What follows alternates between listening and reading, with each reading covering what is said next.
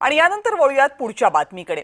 विरार लोकलमध्ये तिकीट तपासणीवरून वाद झाला आणि तिकीट नसलेल्या प्रवाशानं रेल्वे कर्मचाऱ्यांवर हल्ला केला।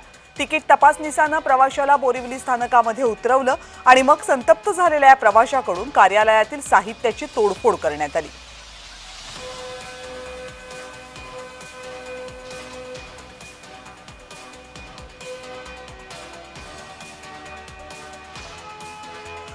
आपले प्रतिनिधी महेंद्र जोईल या संपूर्ण घटनेसंदर्भातली आणखीन माहिती आपल्याला देतील। महेंद्र,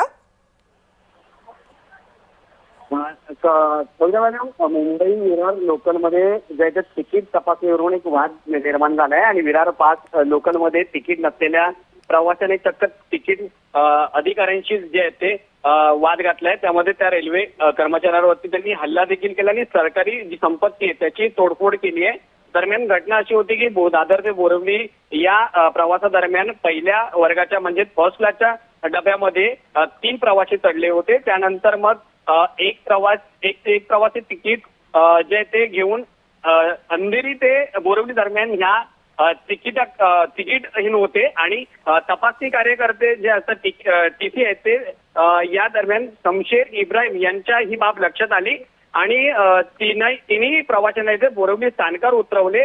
मात्र पुढील कारवाईसाठी जे ते टीसी कार्यालयात नेण्यात आल्यावर एका प्रवाशाचा तो संताप अनावर झाल्याचा पाहायला मिळाला। त्यांनी जे ते कार्यालयातील सीपीयू व इतर वस्तूंची तोडफोड केली आहे। त्यात एक रेल्वे प्रवासी कर्मचारी जो आहे तो जखमी झालाय। कविता मॅडम। महेंद्र, धन्यवाद तुम्ही दिलेल्या सगळ्या माहितीबद्दल।